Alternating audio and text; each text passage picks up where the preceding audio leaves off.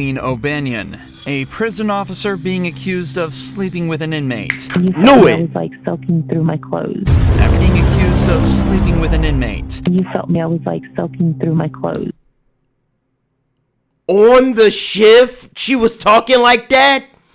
After hearing rumors from other officers that had seen her and Jason Parker together, an investigation was opened up. Charlene thinks she flew under the radar and got away, but what she doesn't know is that the detectives have all the evidence they need. Was she calling him on a jail phone? Of course the audio is recorded. They tell you that when you answer on a collect call. Hello, this is a prepaid collect call from an inmate at Florida Correctional Institution. This call is subject to recording and monitoring. And they're about to expose and embarrass her in the most brutal way possible. You got a live ass head game. Most brutal way possible. You got a live ass head game.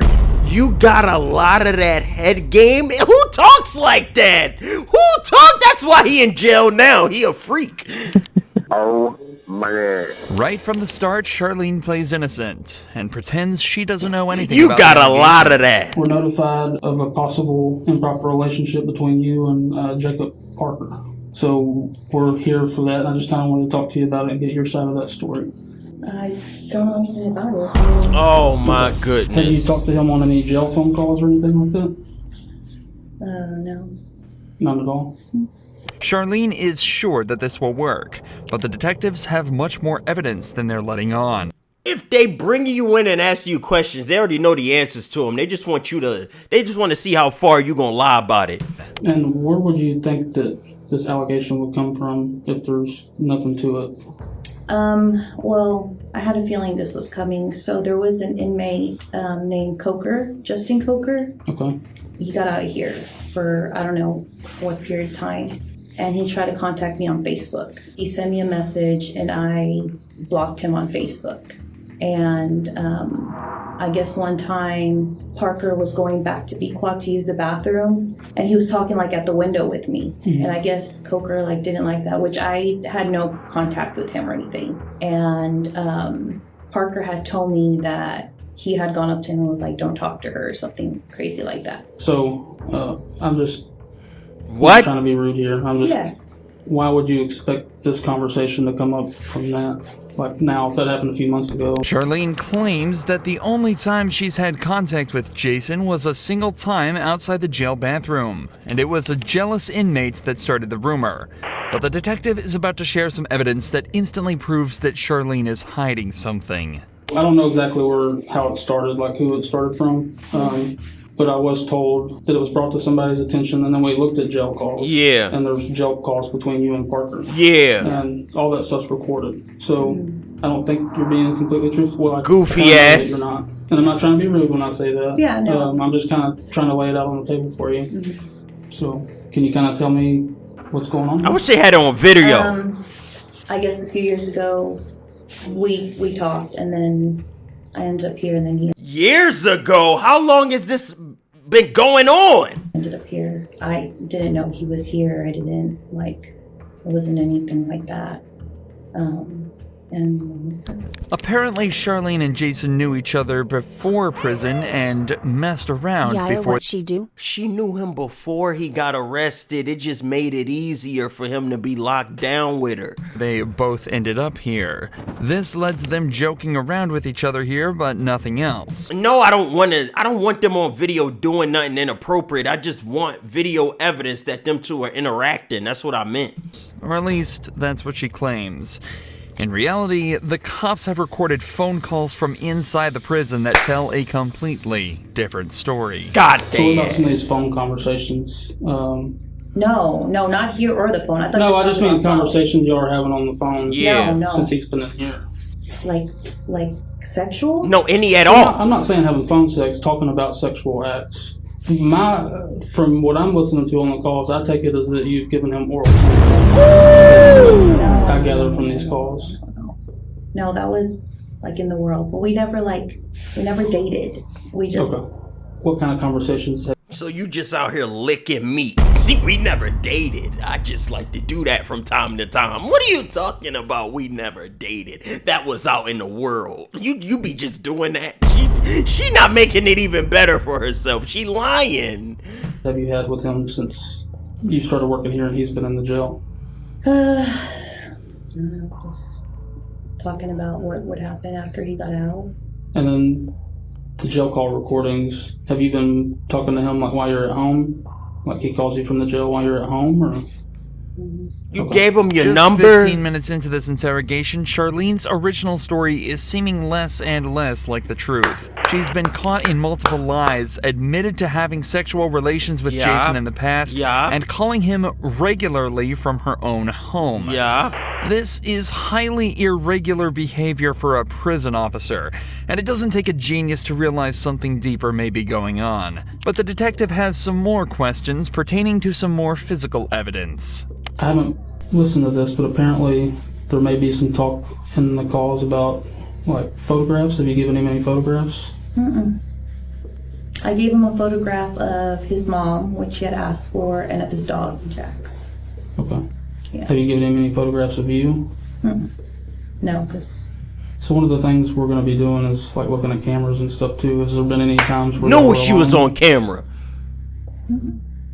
Or you go out of camera view or anything like that? Anything that's going to look suspicious that way? I don't think so. It's important to remember that Charlene has worked at this prison for a while now. And as such will know all the ins and outs of everything such as security camera blind spots and patrol officer schedules. She should. You'd think that with all this knowledge, it'd be easy to hide a relationship with an inmate. But it seems that she forgot about a few vital pieces of information. Not least the facts that all phone calls placed from the prison are recorded. But thanks to the detectives, she's about to be reminded of this fact in a devastating way. Hey, baby. Go back. Baby, guess what? What, babe? I just won the blackjack game. Yay. I just won $30. I got a lot of stuff to clean and get rid of before you come home. I'm just kidding. Yeah. I'm just fucking with you. I was trying to make you think I have all these secret things. Yeah, I bet you do. What? What? What? You want him to believe you're having an affair on him with a man that's free? Like, what are we doing? What do you mean? I don't know. You probably got this weird sex swing hanging from the ceiling. Kenneth probably thinks it's a swing set. Oh, if I had that sex swing, you better believe I'd leave that sucker up for you. Would you really? Hell yeah. They so freaky. You let me put you in it? Yeah. With a gag ball and everything? Oh, wow. Almost fell. Oh, my God. What is this conversation? He know all the details. Listening to your own voice can be bad enough for some people, but listening to your own sexual phone calls in silence with two detectives in the room as you realize you've just been caught red-handed has got to be worse than any prison sentence there is. However, with the language they've used so far, there's no evidence that the pair have actually engaged in any sexual acts. But that changes quickly as Jason begins to directly incriminate Charlene on the call. What happened? I just want you to look at me sometimes and be like, damn, my woman's fine. Fine as wine. And you got a live ass fucking head game. Oh my God. It wasn't my best moments. I was just trying to get it done. Are you in bed? Don't even get me thinking about that because it makes me so like just going back and thinking about that. Oh yeah. You felt me. I was like soaking through my clothes.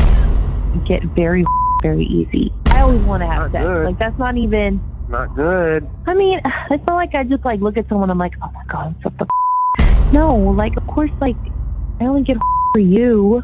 You can't see how that sounds from like my point of view, like a more recent thing than 3 years ago.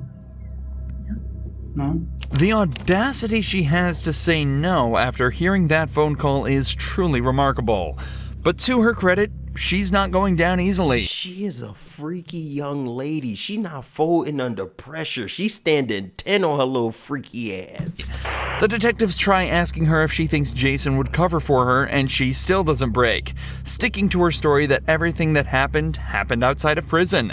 Technically, this story could still be true with this phone call, but it definitely is odd for the couple to be recounting events from over 3 years ago in such detail, especially when earlier she struggled to remember any details about their relationship. You talk about how profound this was, like just giving him this blowjob was. Oh, wow. Like, don't remember anything about it. It's like telling me something, but you're having trouble coming up with details about it. You know what I mean? Like, if it's that profound. I mean, I gave him a blowjob. How do you describe the blowjob? I mean, is that well, what I you don't want to know do? like about the blowjob. I mean, This is so weird. Yeah. so if this is a He just said factual thing that happened 3 years ago, I feel like you would kind of remember some stuff about it. Like, I feel Yeah, I like, mean, like we said in the car, you know. like when I asked you who was there, him, of course, like when y'all met or whatever. And then when I asked like who else, you said it was like a bunch of friends.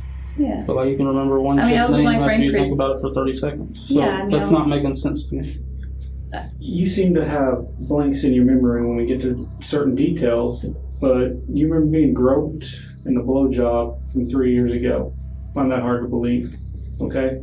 This is your one chance to be honest with us. Yeah. Once we get up and walk out and we're done, we're done. We're done. Have y'all had any inappropriate contact, whether it's groping, blowjobs, vaginal, anal sex, anything, hand jobs? Yes, I am being vulgar to get a point across. Yeah, no, it's not.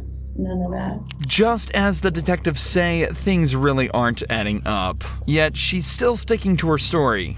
Or at least she was. They doing a bad job of interrogating her. Before a switch flipped and she said this. I mean, what is it? I might have given him a blowjob. In Wow. that part of the quiet? Okay. Why would you say that, man? You had them right where you wanted them. Even the guy on video was saying, well, we can't actually say if this happened recently or 3 years ago. Now you just openly admitted it. Them two goofies were just being freaky deaky. You know all these details about how you were licking meat, but you can't recall what was happening 2 days ago. I find it weird that you can remember something from 3 years ago. Hey, that just sticks out.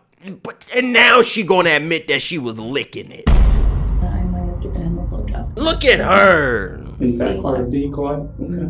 How long ago was that? I